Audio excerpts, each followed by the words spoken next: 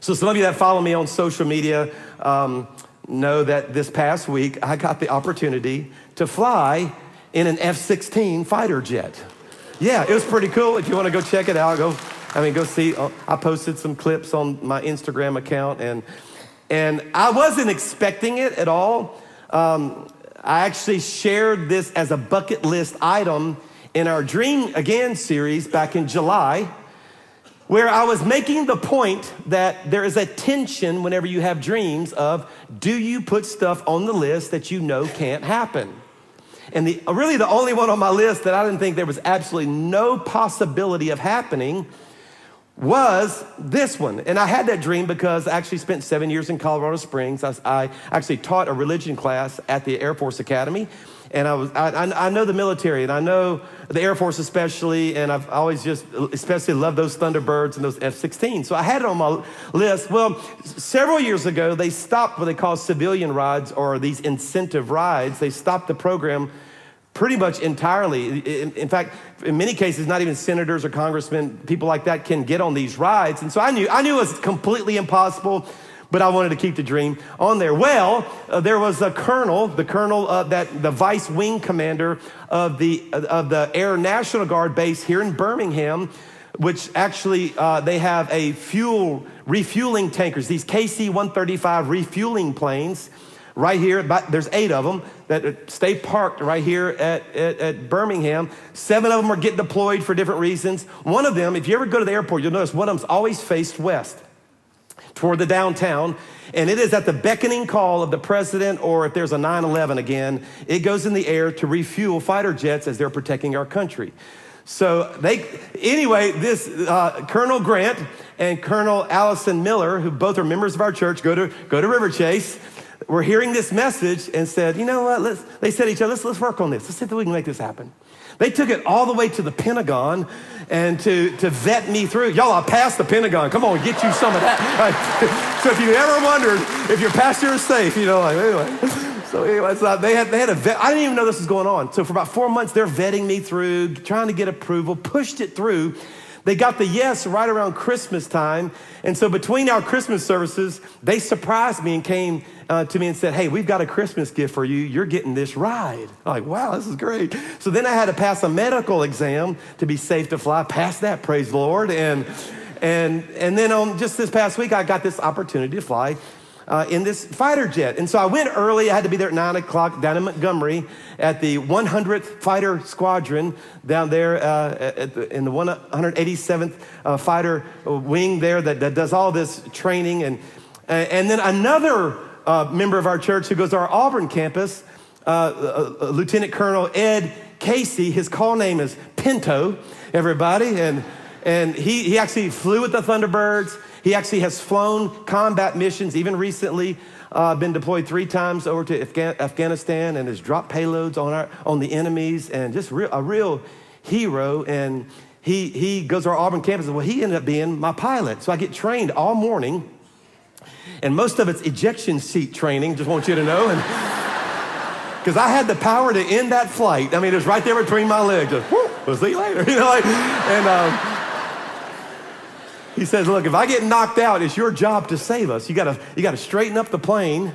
And he said, man, pull it out. He says, the canopy goes first, you go second, I go third. And he says, we give the plane back to the taxpayers. So anyway, and so I'm like, oh my goodness. And so anyway, had all this training and went through our mission. And about 2:30 that afternoon, we were wheels up, and we had this complete vertical takeoff. So after we passed the airport, he lit the afterburner of that plane and turned that nose straight toward heaven, everybody.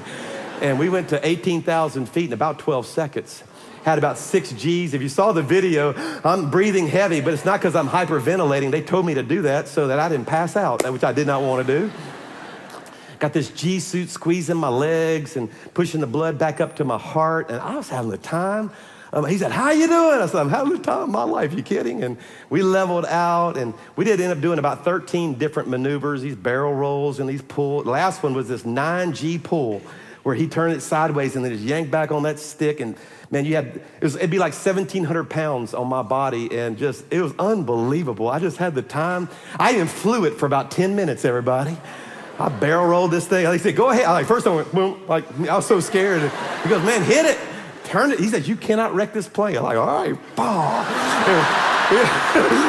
And I was barrel rolling this thing. And y'all, I had the time of my life. Well, one of the things that we did is that we flew, another F-16 joined us, and we flew in formation. In fact, I got a little clip, just about 30, 40 seconds of this clip, and that's the plane by, that's me, the GoPro sitting on the little dash, and then another F-16, and it doesn't look as close as it is, but I'll tell you this, I'm blind as a bat without my glasses, didn't have my glasses on, and I could see letters on that plane 1 inch tall.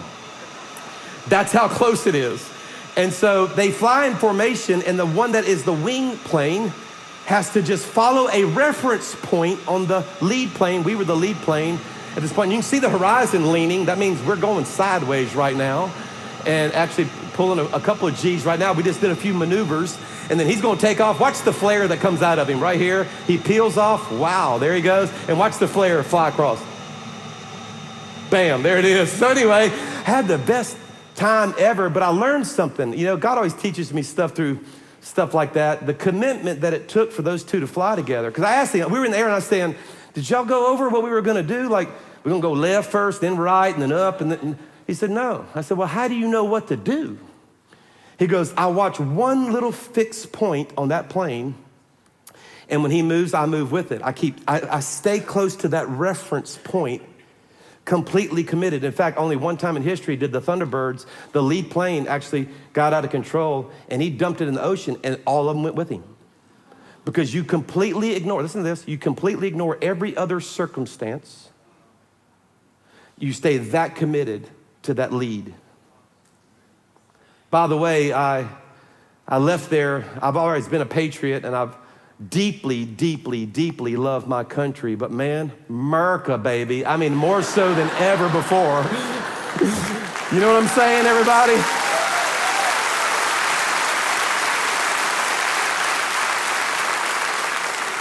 Because these people are committed, and they're brave, and brother, there's just no, I don't feel it. Man, you just do it. In fact, Lieutenant Colonel Ed Casey, call name Pinto. In fact, they said, well, you need a call name. I said, well, you Pinto, I'll be Bean. You know, Pinto, but anyway. Don't take that too far, Highlands. Come on now. All right. And so, but he said, hey, Chris, you often say, you look in the camera and you say hello to the military. He says, we absolutely watch. He goes, I watched, when I'm deployed, every service in these little tents are men and women with computers open, worshiping. How about we just say hello to our military who are deployed around the world? God bless you. God bless America. Amen. We love you guys. Thank you for fighting for our country. That's right. So one last thing, but people always ask, they've asked me over and over, did you lose your lunch? And I say no, because I didn't eat lunch. So I did not throw up. He said, the pilot said, man, you got an iron stomach. He says 80, 90% throw up on these flights. And I wasn't going to let that, I'll swallow before I do that. I'm not going to let that happen, so.